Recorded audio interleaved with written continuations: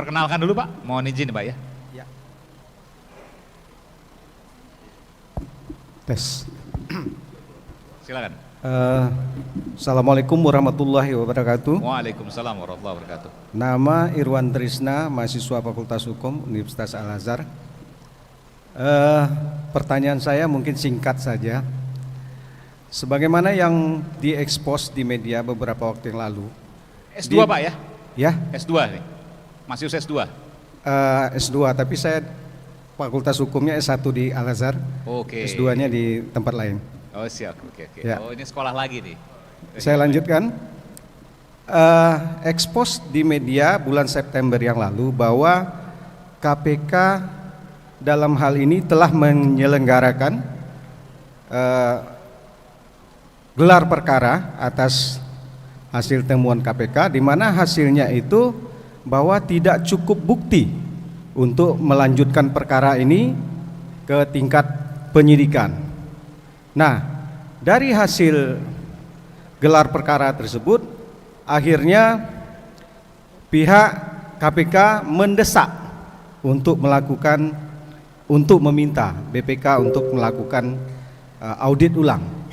Nah, pertanyaannya sekarang Pak, apakah ini upaya yang dilakukan KPK ini dibenarkan secara undang-undang? Mungkin pertanyaan ini saya tujukan kepada Baik, ini saya harus sebutkan dulu karena ini kan Anda baca data dari Tempo ya, betul ya? Iya, betul. Oke, makanya harus dikelirkan dulu nih. Iya. Baik, bahkan disebutkan di situ Ketua KPK Firly Bahuri yang mengatakan untuk kemudian memaksa mendesak menersangkakan Anies Baswedan. Anda mau mengatakan itu kan? Saya tidak menunjuk Anies Baswedan ya, tapi menunjuk laporan Tempo mengatakan seperti itu. Baik. Mungkin pertanyaan saya, apakah tindakan dari institusi independen seperti KPK dibenarkan untuk mengintervensi institusi lain agar melakukan audit ulang, katakan seperti itu. Mungkin pertanyaan ini saya ajukan pada Pak Margarito. Kepada siapa nih? Ya. Kepada siapa Anda mau bertanya? Bapak Dr. Margarito, salah satu tokoh yang saya kagumi. Baik. Nah, kalau seandainya ini tidak ada apa ini? Apakah ini merupakan satu tendensi keinginan pribadi seorang Ketua KPK, atau mungkin ada intervensi dari pihak kekuasaan agar masalah ini diangkat untuk dipersoalkan karena menyangkut dengan kandidat yang akan muncul di 2024 mendatang. Saya kira demikian. Terima kasih. Assalamualaikum warahmatullahi wabarakatuh. Waalaikumsalam warahmatullahi wabarakatuh. Terima kasih. Ini S1, S2 di bidang lain, tapi S1-nya sekarang sekolah lagi di Fakultas Hukum ya. Luar biasa semangatnya. Terima kasih. Bang Margarito, mungkin bisa dijawab? Iya. Jadi terkait dengan laporan Tempo, ini tadi mengutip laporan Tempo yang mengatakan bahwa awalnya penyidik tidak menemukan adanya mens rea, tapi belakangan kemudian KPK dalam tanda kutip ya memaksa untuk membuat hal ini supaya ada mens rea dan sebagainya, dan ada dalam tanda kutip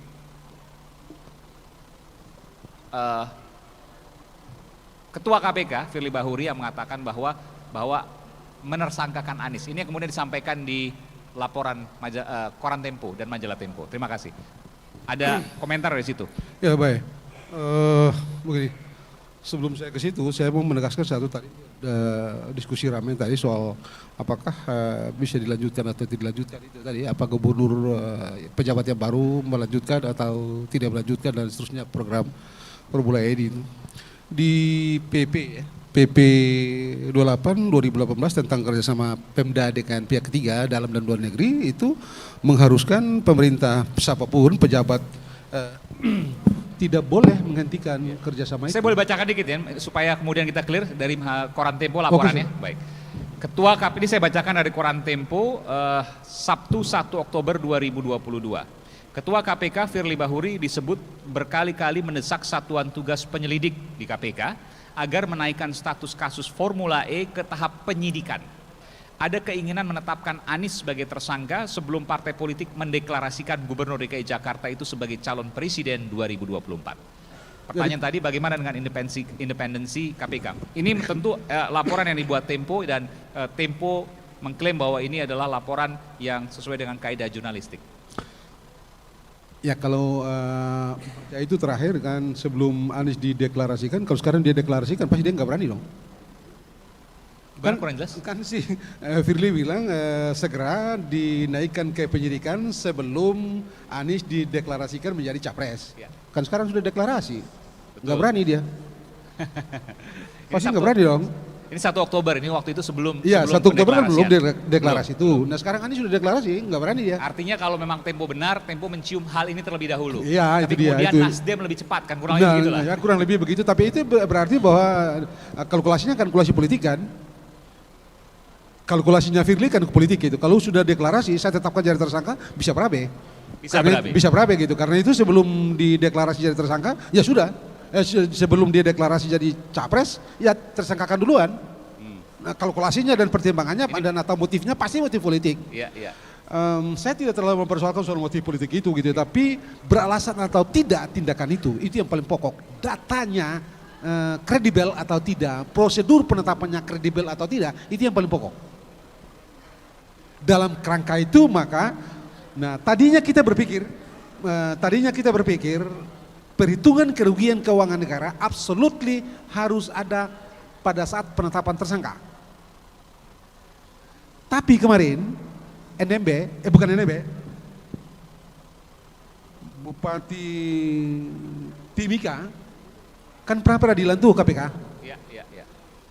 Pak Yusril waktu itu mempersoalkan penetapan tersangka ini tidak sah karena tidak cukup bukti. Apa yang membuat tidak cukup bukti? Belum ada perhitungan kerugian keuangan negara.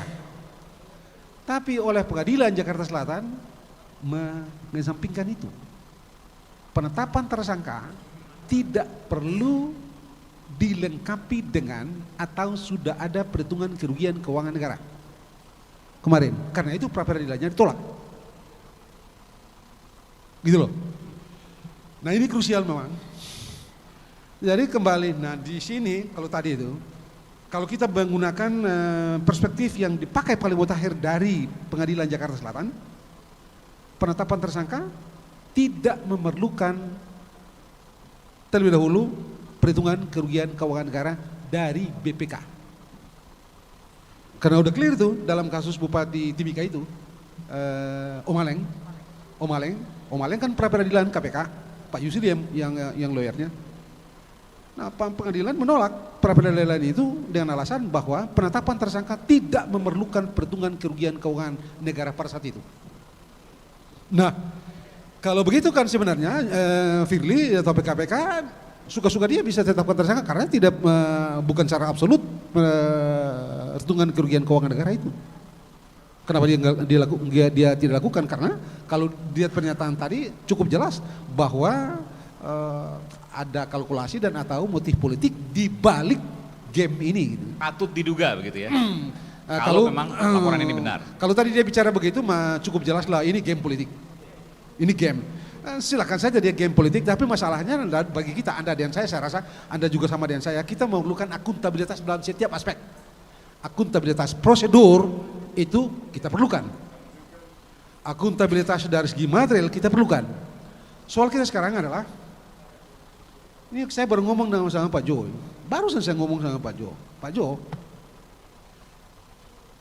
audit BPK terhadap LHP DKI berakhir dengan wajar tanpa pengecualian. BTP gitu kan. Saya rasa Anda dan saya akan bertanya sama, apa yang wajar dan apa yang tidak dikecualikan? Yang wajar adalah hukum pengelolaan keuangan negara di daerah itu dan seluruh material entitas yang diperiksa itu tidak dikecualikan, masuk di dalam konsep wajar secara hukum, wajar secara prosedur. Jadi di mana kekeliruan hukumnya? Di mana itu? Lalu sekarang Anda sudah, kamu periksa saya, Anda bilang negara itu ini seluruh oke. Anda bilang wajar tanpa pengecualian. Apa yang wajar? Proses hukum, penggunaan uang, pengelolaan dan tanggung jawab dari segi hukum clear, bersih. Entitas uang-uang kegiatan segala macam bersih. Satu hari Anda bilang Margarito salah. Logis nggak? Logis nggak? Anda bilang, Anda periksa saya, Iman kamu periksa saya. Kamu BPK periksa Margarito sebagai bupati 1 tahun anggaran. Hasil pemeriksaan Anda bilang Pemda wajar tanpa pengecualian. Meskipun yang WTP kan banyak juga yang jadi tersangka. Soal lain, dalam Anda mau hidup secara hukum kan? Kayak tadi itu ya, bilang tadi ya, siapa, apa yang beliau bilang tadi? Beliau apa yang bilang tadi itu kan? Ini APBD disahkan, KUA PPAS dibicarakan, ya, materialnya dibicarakan, Komisi E bikin rekomendasi kepada pimpinan DPRD bahwa kami setuju, lalu setelah itu dibawa ke paripurna disetujui. Di belakang kau diam-diam, nggak benar tuh, yang mau dipegang yang mana? Kacau ini negara ini kalau begini. Jadi kembali ke pertanyaan Anda tadi itu adalah, sekarang sekali lagi, Anda periksa saya, BPK periksa saya. Akhir pemeriksaan itu Anda bilang wajar tanpa pengecualian. Apa yang wajar dan apa dari semua kewajaran apa yang dikecualikan? Tidak ada yang dikecualikan, semuanya wajar. Wajar dari segi apa? Wajar dari segi hukum. Wajar dalam kalkulasi akuntansi. Semuanya oke. Tidak dikecualikan dari hukum, tidak dikecualikan dari segi akuntansi. Satu hari Anda bilang ada yang salah di dalam. Tangkap. Gak masuk di akal. Jadi bagi saya tidak bisa diperiksa. Kalau sudah dinyatakan wajar tanpa syarat, Anda tidak bisa. Sebab dalam hukum keuangan negara dimungkinkan Anda mengatakan ada temuan A, B, C, D pada entitas yang diperiksa itu. Kenapa Anda tidak bilang? Anda periksa begitu banyak item entitas di keuangan itu, Anda bilang wajar. Anda tidak bilang ada yang tidak masuk di akal di situ. Lalu setelah itu orang ngaco, lalu lapor. Begitu lapor, Anda masuk periksa lagi dan Anda bilang ada kerugian keuangan negara. Bagi saya itu tidak beralasan secara hukum, tidak masuk akal secara hukum, dan karena itu saya rasa kalau saya BPK, saya akan tolak. Kalau saya periksa lagi, saya akan sama pendapat dengan pendapat saya yang awal. Saya tidak akan mengatakan bahwa itu ada kerugian keuangan negara. Kalau dari semula objek itu sudah saya periksa dan saya bilang wajar tanpa pengecualian, lalu Anda bilang, Anda minta audit investigasi mengatakan melakukan pemeriksaan terhadap entitas yang sama lagi, saya akan tetap sama pendapat saya. Menurut saya kalau orang-orang BPK memang kredibel, tolak pemerintahan itu. Tapi memang kita mesti akui bahwa tidak mungkin BPK itu menolak begitu saja, pasti dia akan melakukan pemeriksaan. Tapi kalau entitas yang diperiksa itu memang cuma itu yang sudah diperiksa dulu, menurut saya pendapatnya tidak bisa lain selain yang sudah dinyatakan itu. Begini, selama tidak ada kerugian keuangan negara, tidak ada korupsi. Sesederhana itu. Dalam TV Korea, unsur kunci itu kerugian keuangan negara. Kalau kerugian keuangan negara itu tidak ada, maka tidak ada korupsi. Sebesar apapun niat busuk itu tetap aja tidak. Cuma unsur subjektifnya doang yang ada. Unsur objektifnya tidak masuk, jadi tidak ada. Itu satu. Yang kedua, Man dan teman-teman semuanya, untuk menentukan ada tidaknya niat busuk itu dari rangkaian perbuatan. Niat jahat atau pencurian tadi Anda bolak-balik ngecek itu dari rangkaian perbuatan. Dari titik itu kita bisa memulai dengan misalnya kalau Anda ada nggak niatnya, Anda bisa fokus pada sebut saja inisiatif yang diambil oleh Pak Anies, apakah itu dapat dikualifikasi sebagai niat busuk karena baru dirangkai dengan perbuatan sesudahnya. Menurut saya tidak. Why? Karena peraturan pemerintah nomor 28 tahun 2018 tentang kerjasama daerah dengan pihak ketiga dalam maupun dalam negeri memungkinkan kepala daerah mengambil prakarsa melaksanakan untuk kerjasama itu. Di titik itu katakanlah kalau sebut saja kalau Pak Anies itu mengambil prakarsa menyelenggarakan Formula E ini diletakkan dalam rangka peraturan pemerintah nomor 28 tahun 2018, tindakan itu benar dalam seluruh aspeknya. Jadi tidak dapat dikualifikasi, tidak dapat tindakan mengambil prakarsa berbicara dengan VO bla bla bla itu sebagai decisive fact, niat buruk, jelas tidak beralasan. Karena apa? Karena peraturan pemerintah nomor 28 tahun 2018 pasal 28 memungkinkan itu. Rangkaian perbuatan sesudahnya juga saya tidak melihat seperti tadi saya bilang tadi, tidak beralasan untuk dikualifikasi ada mens rea di situ. Kenapa? Wong dia konsultasi dengan Mendagri, bicara dengan komisi, dengan DPRD, bicara dengan Kementerian Pemuda dan Olahraga, rekomendasi oke, ini semua oke. Jadi tidak mungkin ada niat jahat di situ. Mens rea-nya tidak dapat dikualifikasi di dalam perbuatan-perbuatan itu. Saya rasa tapi di atas itu semua, kalau ada kickback, itu urusannya lain lagi. Kalau ada kickback, kita tidak ada urusan dengan mens rea dan melawan hukum, itu urusan lain lagi. Itu satu isu tersendiri dan itu di luar konteks seperti sekarang. Saya kira itu yang dapat saya sampaikan di kesempatan ini. Terima kasih banyak. Assalamualaikum warahmatullahi wabarakatuh.